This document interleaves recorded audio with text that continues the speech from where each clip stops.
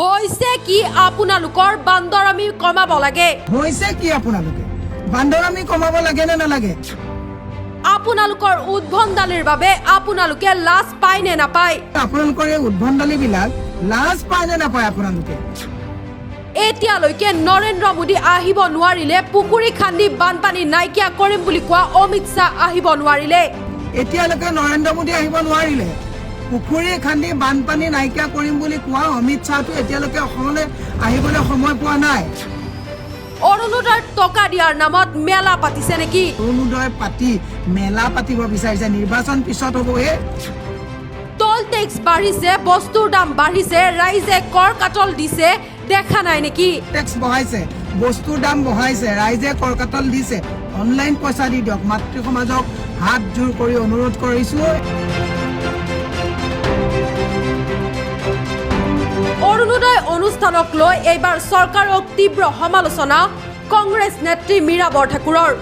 অৰুণোদয় আঁচনিৰ অধীনত ধন বিতৰণক কেন্দ্ৰ কৰি ৰাজ্যৰ ৰাজনীতিত পুনৰ তীব্ৰ বিতৰ্কৰ সৃষ্টি হৈছে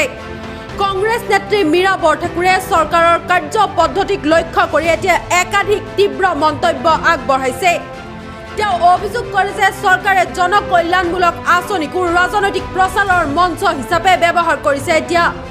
লগতে মীৰা বৰঠাকুৰে কয় হৈছে কি আপোনালোকৰ এই বান্দৰামি কেতিয়া কমিব আপোনালোকৰ এই উদ্ভণ্ডালিৰ বাবে লাজ নাপায় নেকি বানপানীৰ দৰে কঠিন পৰিস্থিতিটো এতিয়ালৈকে প্ৰধানমন্ত্ৰী নৰেন্দ্ৰ মোদী অসমলৈ আহিব নোৱাৰিলে পুখুৰী খান্দি বানপানীৰ সমস্যা সমাধানৰ কথা কোৱা কেন্দ্ৰীয় গৃহমন্ত্ৰী অমিত শ্বাহো হেৰাই থাকিলে ইয়াৰ লগতে তেওঁ অৰুণোদয় আঁচনিৰ ধন বিতৰণ অনুষ্ঠানকো কটাক্ষ কৰি কয় অৰুণোদয়ৰ টকা দিয়াৰ নামত মেলা পাতিছে এতিয়া চৰকাৰে ইমান মানুহ গোটোৱাৰ প্ৰয়োজন কি এতিয়া ডিজিটেল যুগ অনলাইন ব্যৱস্থাৰ জৰিয়তে পোনপটীয়াকৈ উপভোক্তাৰ বেংক একাউণ্টত জমা দিব পাৰিলে হয় ধন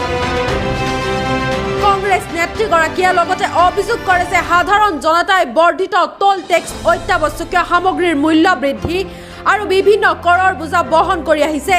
এনে পৰিস্থিতিত চৰকাৰে ধন বিতৰণক লৈ বৃহৎ ৰাজহুৱা অনুষ্ঠান আয়োজন কৰাৰ পৰিৱৰ্তে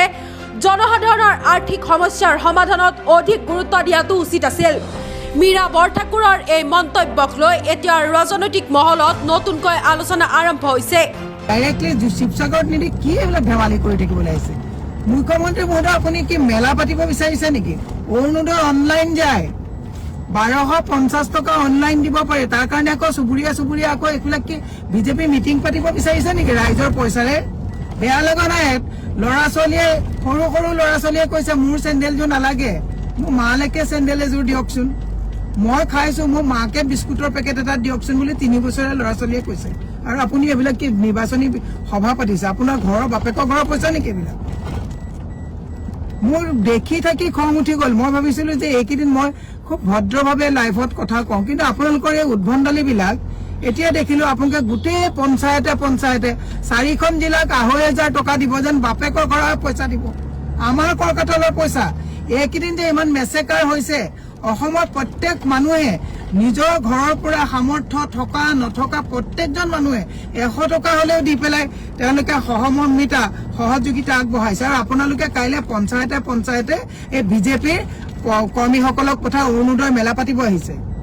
অনলাইন পইচা দি দিয়ক এই মেলাখন পাতি আকৌ আপোনালোকে পইচা খৰচ কৰিব বিচাৰিছে হৈছে কি আপোনালোকে বান্দৰামি কমাব লাগে নে নালাগে মই ইয়াত আপোনালোকক দি দিম 1 তাৰিখে তেওঁলোকে অৰুণোদয় পাতি মেলা পাতিব বিচাৰিছে নিৰ্বাচন পিছত হ'বহে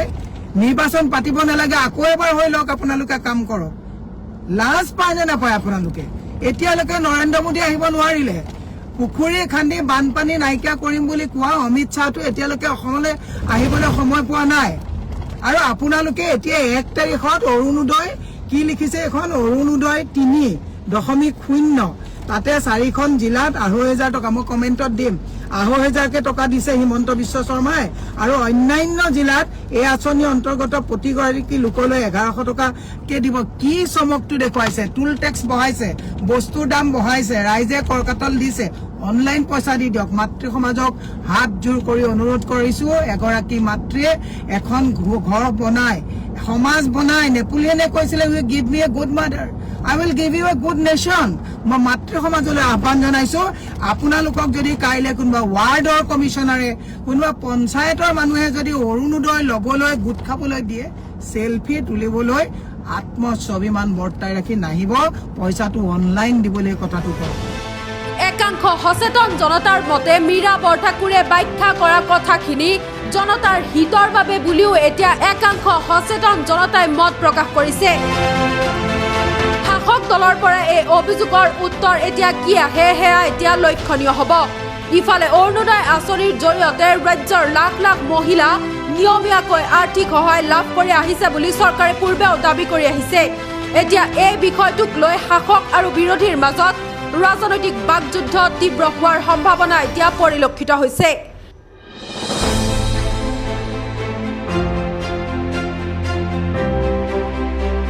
news desk report, news any digital.